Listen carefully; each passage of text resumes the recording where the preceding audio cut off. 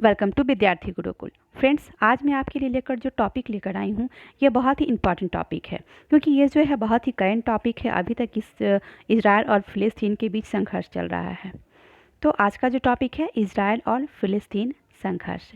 यहाँ हम देखते हैं कि सबसे पहले हमें ये जानना ज़रूरी है कि इज़राइल और फ़िलिस्तीन का जो पहले का जो इतिहास था, पहले कैसा था, किस तरह से था, इसका जो स्टार्टिंग हुआ था, कैसे हुआ था, ये जानना बहुत ज़रूरी है।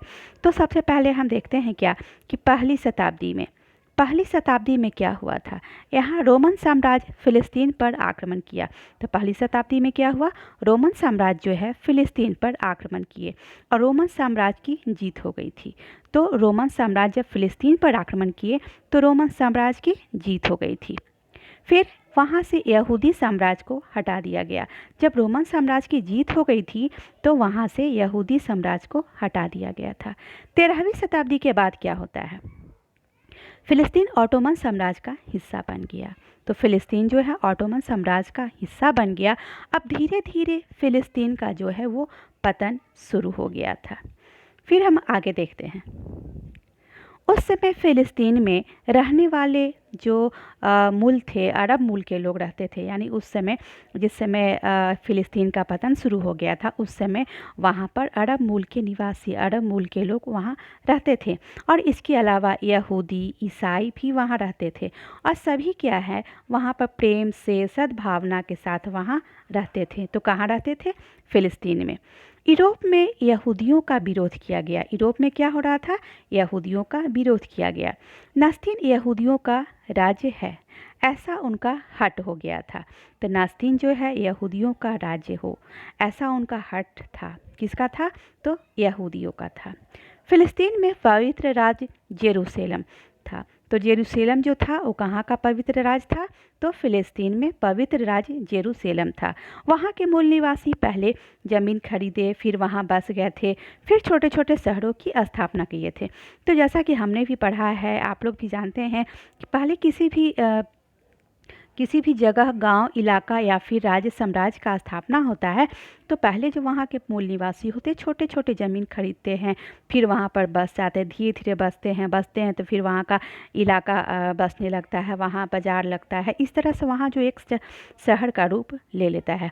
और इसी तरह से वहाँ भी हुआ, एक छोटे शहर की स्थापना करने लगे थे। प्रथम विश्व युद्ध के बाद जर्मनी और ऑटोमन साम्राज्य एक साथ थे। प्रथम विश्व युद्ध के समय क्या था, जर्मनी और ऑटोमन साम्राज्य एक साथ थे। दूसरी ओर कौन थे, ब्रिटेन और फ्रांस एक साथ थे। ब्रिटेन जो है ऑटोमन साम्राज्य को हराना चाहता था।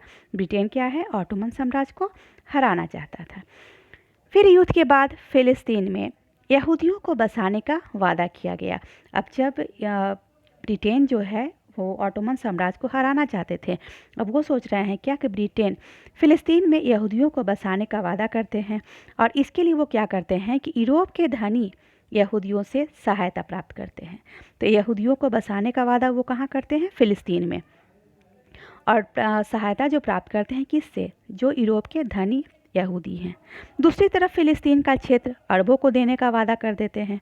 अब अरब का नेता का भी समर्थन करते हैं। तो यहाँ हम देखते हैं कि ब्रिटेन जो है दोहरी चाल चलते हैं।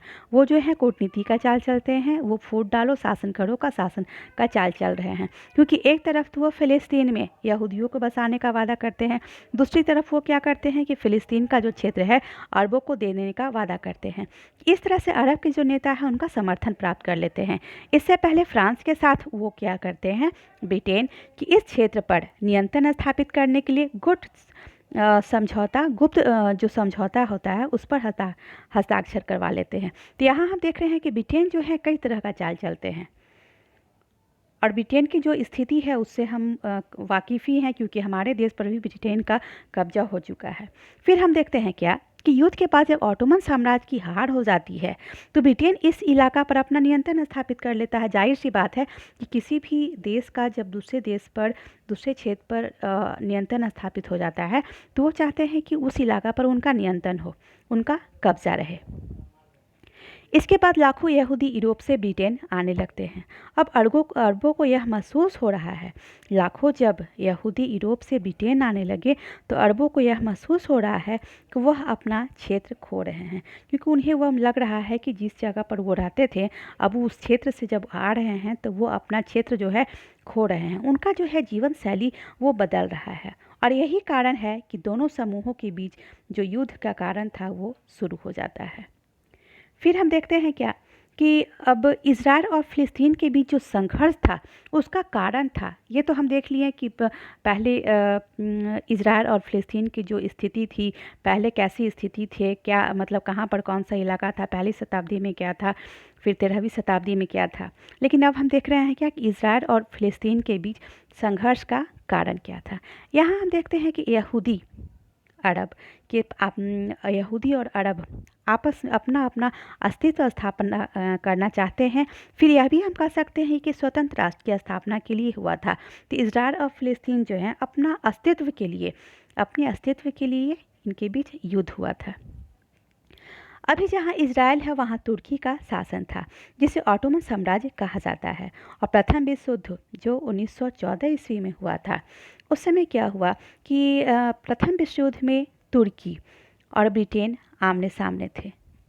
ब्रिटेन की जीत हो गई थी, ऑटोमन साम्राज्य ब्रिटेन के कब्जे में आ गया था। उस समय वहाँ के जो वो थे जियोजम विचारधारा का बोलबाला था।